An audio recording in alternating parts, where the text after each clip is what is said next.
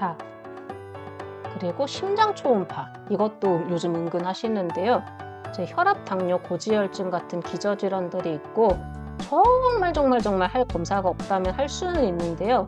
사실은 심장 초음파 같은 경우에는 단순히 이제 하는 행위가 중요한 게 아니고 그 검사 결과를 해석하고 설명하고 심장 기능이 얼마나 떨어져 있고 임상적으로 어떤 의미가 있는가, 이제 그거에 대해서 설명하는 능력은 심장내과 전문의가 아니면 많이 차이가 있기 때문에 기껏 이제 검사해놓고 볼 줄 아는 눈이 좀 판정을 하기는 해도 이제 이게 심장내과 진료를 당장 보실 분, 그렇지 않으신 분을 가려내는 수준에 가깝다고 보시면 될 것 같습니다. 애초에 이게 검진해서 할 검사가 아닌데 요즘 이제 뭐든지 더 좋은 거 해주세요 하는 이제 니즈가 있다 보니까 종종 등장을 하는데, 이거는 별로 추천은 하지는 않고요. 차라리 아까 전에 CT 파트에서 말씀드렸던 그 칼슘 스코어링 CT가 결과도 쉽고 어디서나 이제 그러니까 한 큐에 내 심장 상태를 어느 정도 파악을 할 수 있기 때문에 저는 오히려 이쪽을 추천을 드리고 있습니다.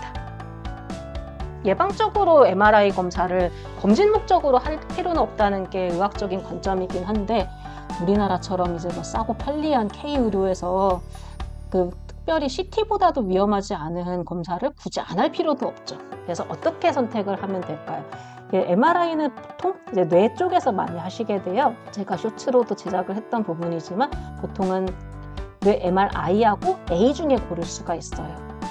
MRI는 뇌의 알맹이, 그러니까 대뇌, 소뇌 이제 그리고 그 안쪽에 있는 그 뇌관이라든가 뭐 두개골이라든가 그리고 이제 뇌 주변의 장기들, 이제 그런 고형 장기들을 보는 검사고, MRA는 안지오그라피, 그러니까 뇌를 먹여 살리는 혈관을 보는 검사예요. 그래서 각자 보는 나와바리가 다르기 때문에 같이 하는 것이 제일 이상적이긴 한데, 이제 옵션 값이 되게 세가지고 고민이라면 이제 번갈아 가면서 하시면 되겠습니다. 이번엔 MRI 했으면 다음엔 MRA하고 다시 또 그 다음엔 MRI하고 그런 식으로 하면 좀 그나마 낫습니다. 근데 그래도 이제 MRI 할까요? MRA 할까요? 한 번도 해본 적은 없어요. 이제 이런 경우라면 MRA를 먼저 하시는 거를 권합니다. 왜냐하면 예방이 불가능한 뇌혈관 병변들이 종종 나오는데, 이게 대표적인 게 뇌동맥류예요. 뇌동맥류라고 하는 거는 뇌를 먹여 살리는 굵은 동맥이 여러 가지 이유로 풍선처럼 부풀어 오르는 거예요. 근데 이게 계속 풍선 터지듯이 이제 계속 나도 모르게 이제 부풀어 오르다가 이게 빵 터져버리면 그게 그 무서운 지주막 가출혈의 원인이 되는데, 이게 터지기 전에는 증상이 전혀 없어요.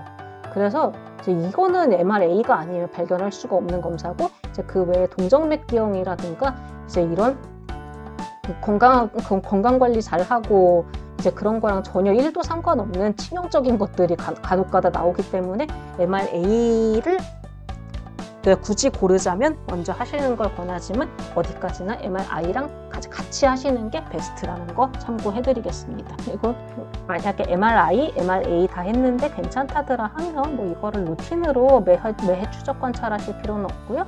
10년에 한 번 정도로 생각을 하시면 될 것 같아요. 그러니까 앞에서 설명드렸지만 공장형 검진센터에서는 1.5테슬라냐 3테슬라냐 이런 화질 이슈도 있고 세팅도 좀 이제 심플한 편이에요. MRI는 정말 세팅이 다양한데 이제 완전 기본적인 것들만 그런 식으로 진행이 되고, 이제 대학병원이나 대형 병원들에서는 조금 더 이제 다양한 방식으로 사진을 여러 가지 종류 사진을 찍는다고 보시면 될 것 같아요.